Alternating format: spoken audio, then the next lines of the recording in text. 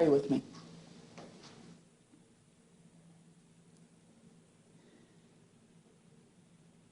May we be open to your Spirit, Holy One,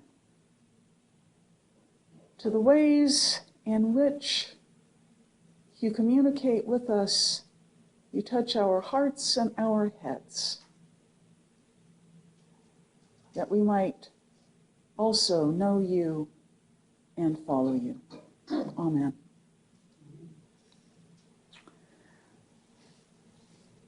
Have you ever walked into a room, the kitchen maybe, and found yourself trying to figure out what you were looking for?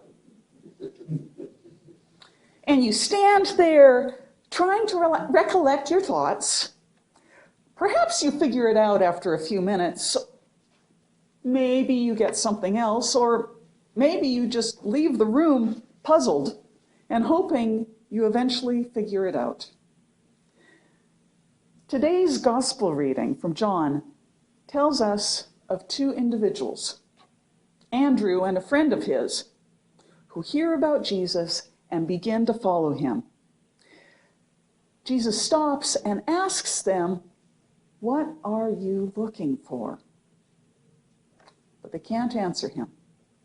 Perhaps they feel it is too risky to admit what they are looking for, or perhaps they don't really know.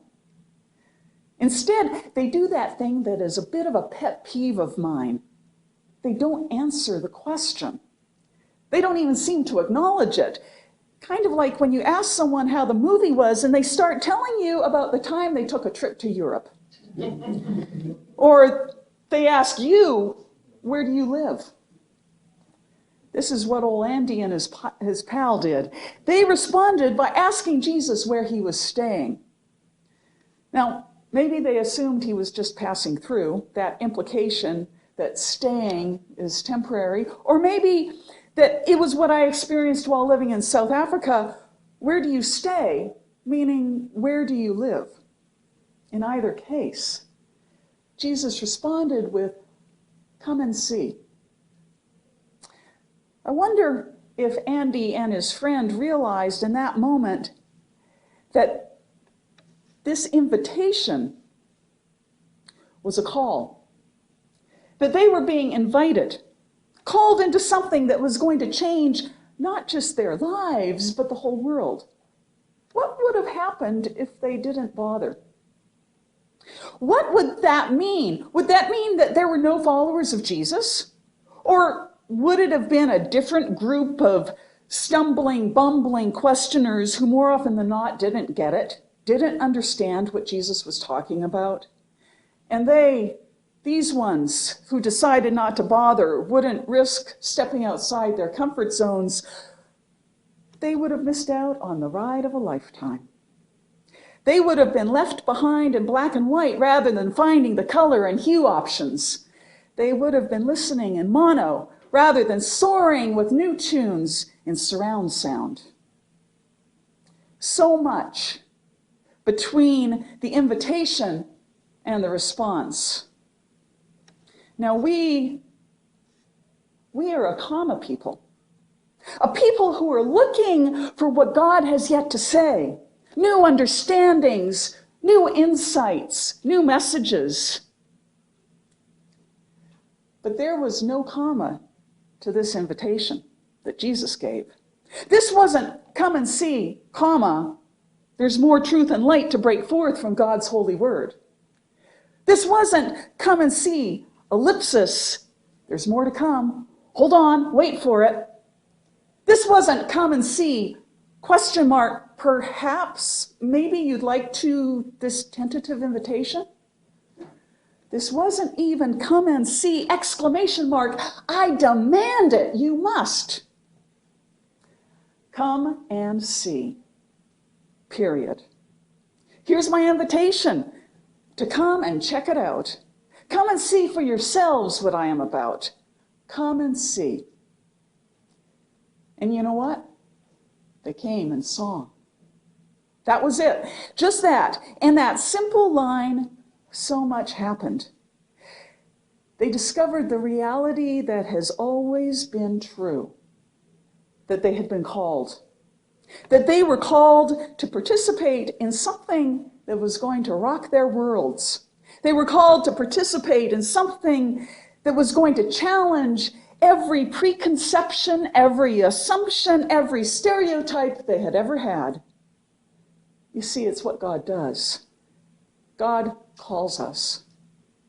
Each of us, all of us, throughout history, across continents, without regard to beliefs or creeds or religious affiliation, despite education or ability, God calls us.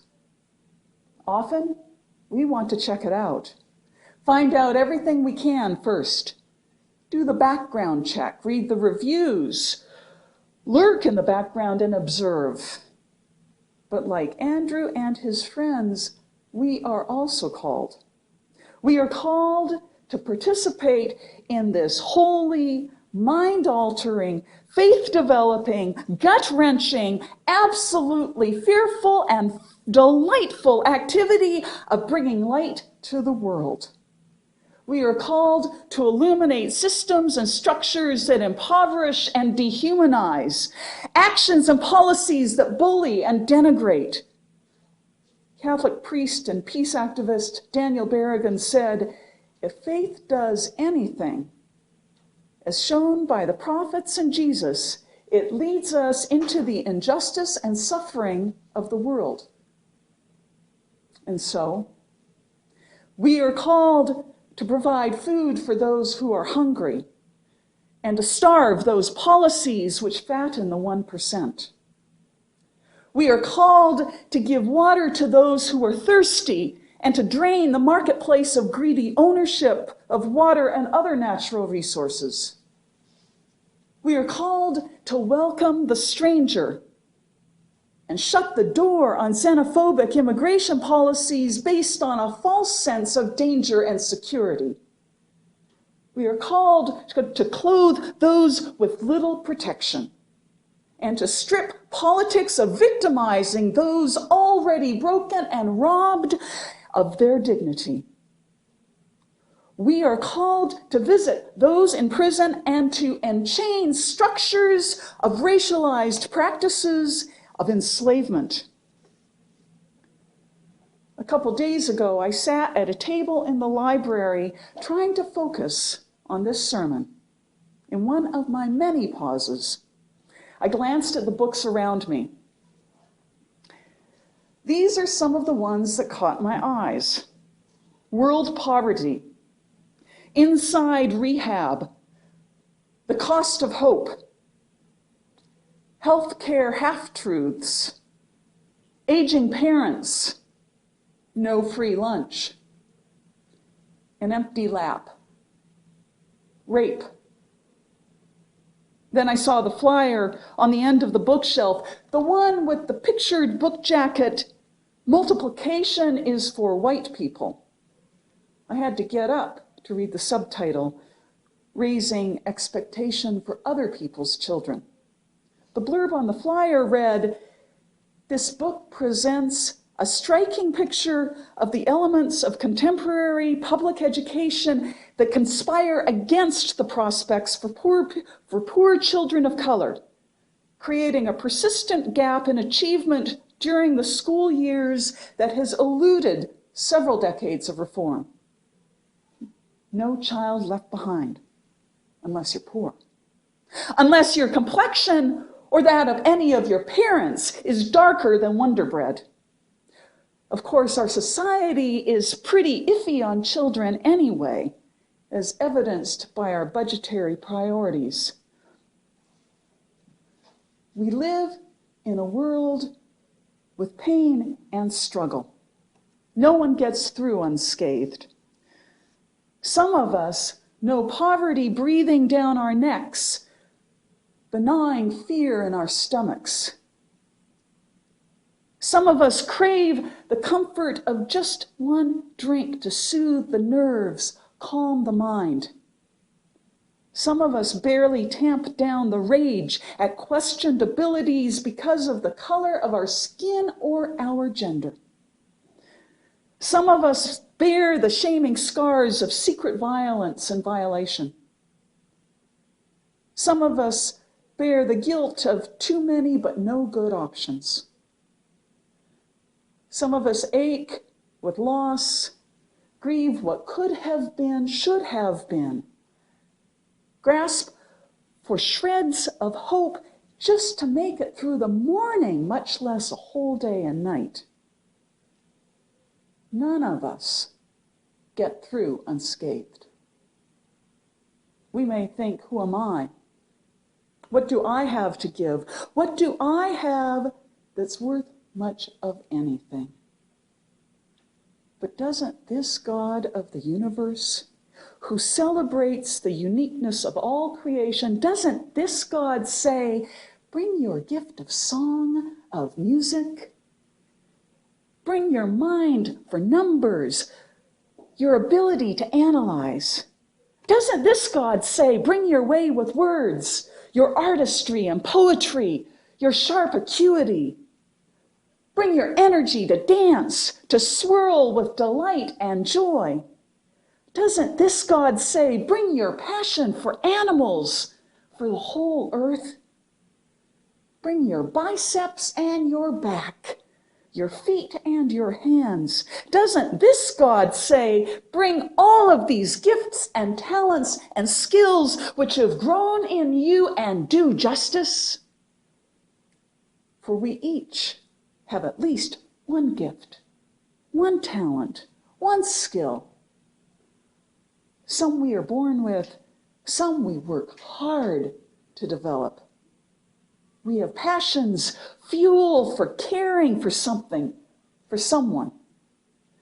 Who is more capable than us to embody tenderness and compassion? For this is not some calling to judge, to rule, to separate the sheep from the goats, nor is it a calling to fix it all, to stand against or for every cause, to develop all of the answers.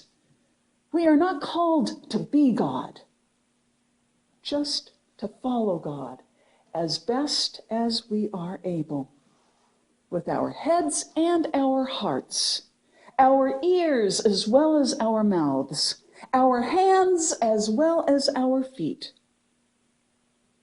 There is no justice without compassion.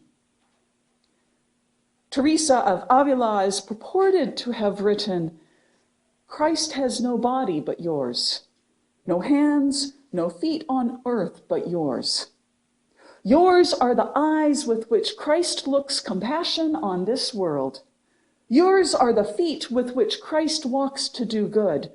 Yours are the hands with which Christ blesses all the world. We bring this incarnational theology with us out there, embodying Christ as God's hands and feet, eyes and ears, head and heart. But that does not mean it is safe. Showing compassion to those who have been rejected can bring rejection on us too. Welcoming the stranger can mean that doors are shut in our faces. Standing up to bullies can turn wrath and hatred on us. There are many people out there who don't want the world to experience the kind of love that Jesus taught. And so, we may be labeled heretics, but we won't be hypocrites. We may be called radicals, but we won't be heartless. We may be shunned by family, but our family grows here. We may be arrested, but we will be free. We may be fired, but we have a calling.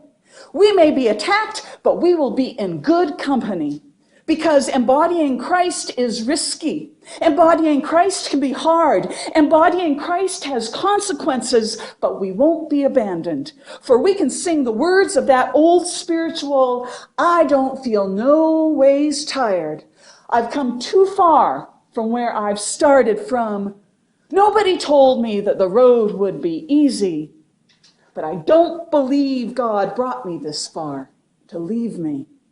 Yes, we are called until such a time when no one is hungry for lack of food.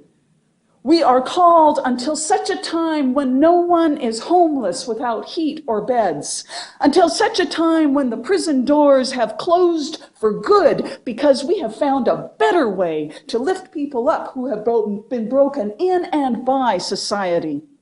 We are called until such a time when children are each and all loved and encouraged and supported.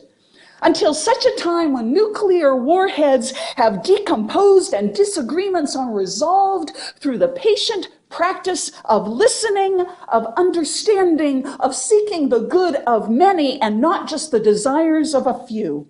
Until such a time when love is celebrated and encouraged for the growth and beauty of relationships.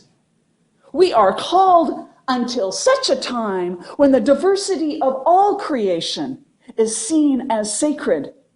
For you, and you, and you, and you, and you, and you, and you, and I, we are all called. And so they came and saw. And when he got home that night, Andrew told his brother, "We found the anointed one, the one who is to change the world. Come on, Simon, you're called too." This is what we've been looking for.